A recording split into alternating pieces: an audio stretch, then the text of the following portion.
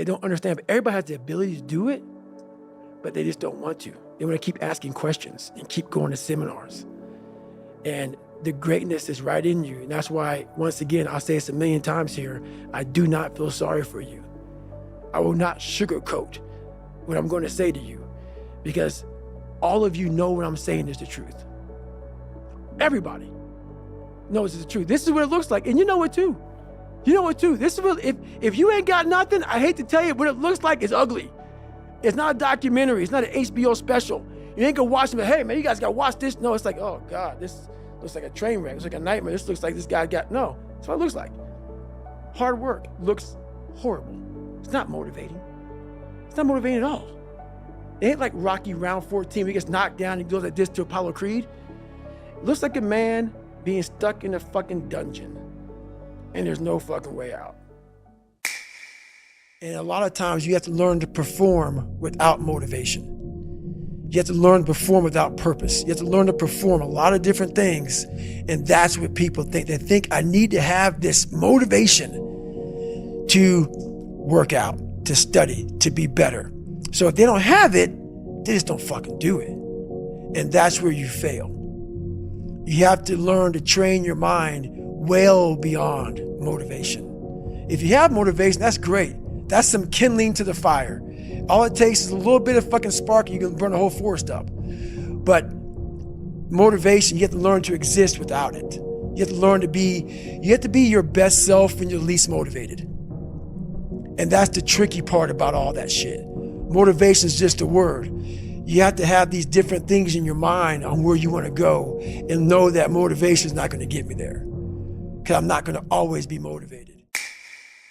Well, let's say you've got a kid and you want the kid to improve. You don't set them a bar that's so high that it's impossible for them to attain it.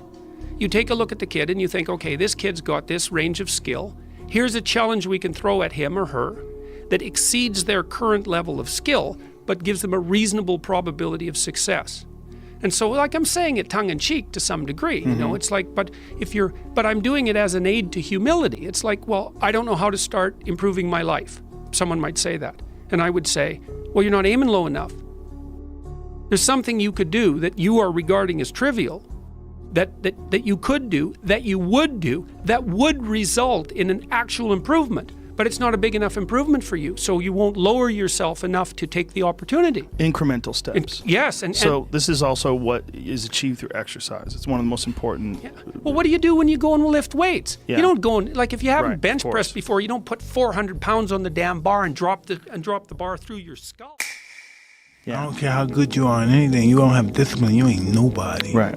You're nothing without discipline. Because you give up under the slightest struggle without discipline. 100%. I mean, discipline is doing what you hate to do, but do it like you love it. Doing what you hate to do, but do it like you love it. That is a great quote. Mm-hmm. And if you can do that, you could be successful in anything. You normally are. Most people fail that 1 second. So what happens, what I do in that 1 second, and there's a bigger process to all this, but in that 1 second, I physically stayed in that water. Because if I get out of the water, I quit. So I physically stay in the water, but mentally, I'm on the beach with the instructors. And the instructors, it's cold outside, so they got these parkas on. They got their cup of Joe, and they're warm because they've already been through it. So now it's your turn to go through it. So mentally, I get back with them. I'm still in the water physically, but mentally, I'm back with them. I'm chilling. I got my parka on, and now I'm thinking logically because I'm warm now. Mentally, I'm warm. I've taken that 1 second. Let's not quit yet, Goggins. Let's think about your options. Where are you going to end up if you quit this? Where are you going to go? What are you going to say to yourself? Because you know you're going to get warm. The second you get out of this water, you can take a shower and you're going to be warm. Tell me about this mixtape of hate that you've made. So what started happening is as you get bigger, as you get more successful, you open the door for people to critique everything you do. And most of the people who are critiquing you usually aren't where you are. And all their critiquing comes from people who are really at a low level of life, which is sad. But what we do, people who are on the upper level, hearing the haters at the lower level, like I said, you'll never meet a hater doing better than you. True statement. I started having fun with it. So I'll go through the comments while most people don't go through comments. I go through them intentionally, look for the bad ones.